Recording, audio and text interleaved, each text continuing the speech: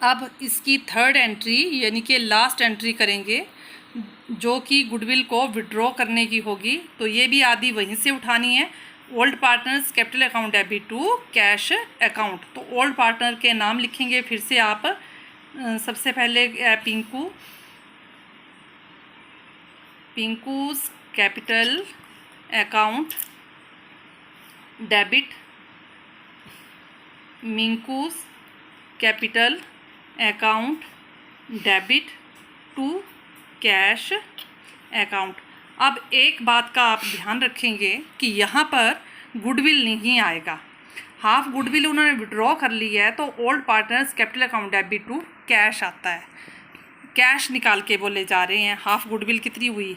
Total goodwill थी उनकी, उसकी सिर्फ टिंकू की 16,000, हाफ होगी 8,000।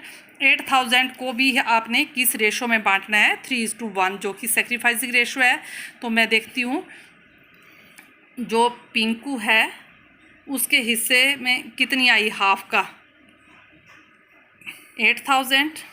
3:1 था ना उनका सेक्रीफाइसिंग रेशो, 3/4। तो कितनी आ गई ये? 4×8, 3×6,000। ये पिंकू का आ गया शेयर। अब मिंकू का निकाल लेते हैं। तो मिंकू का शेयर आ गया आपके पास, या मिंकूज कैपिटल कितनी आएगी, या मिंकूज शेयर कर लो आप कैपिटल की जगह, शेयर 8,000, 1/4, 4×8 तो 2,000। इसके जो हाफ गुडविल उन्होंने विड्रॉ की है उसमें से 6,000 मिलेगा पिंकू को, 2,000 मिलेगा मिंकू को।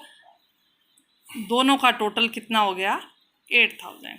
तो यहाँ पर आप इसकी नरेशन लिख सकते हैं, for half goodwill withdrawn by old partners.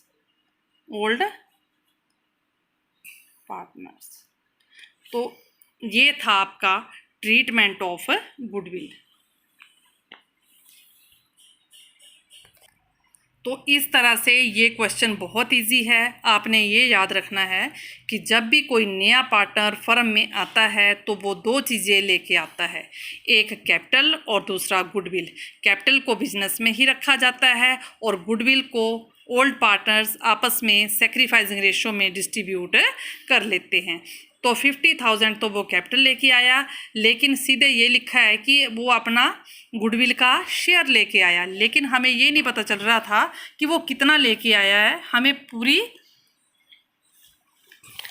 Firm की जो गुडविल है वो दी हुई है, तो पूरी फर्म की गुडविल में से हमने उसका शेयर लगा के जो है वो 16,000 जो है वो उसका टिंकू का शेयर ऑफ गुडविल भी निकाल लिया। तो इस तरह से हमने फिर न्यू प्रॉफिट शेयरिंग रेशो निकाल ली। जब न्यू आ गई तो सेक्रीफाइसिंग रेशो भी निकाल ली है। लेकिन आपने एक बात जो है वो वेरीफाई कर लेनी है, जो ओल्ड रेशो होती है वही सेक्रीफाइसिंग रेशो भी बनती है। कब? जब ये वाला मेथड लगता है, लेट टोटल प्रॉफिट 1 वाला मेथड लगे। इस तरीके से जब हम न्यू प्रॉफिट शेयरिंग रेशो निकालते हैं तो सेक्रीफाइसिंग रेशो वही रहती है जो ओल्ड रेशो होती है। तो इस तरह से आपका ये वेरीफाई भी हो जाता है।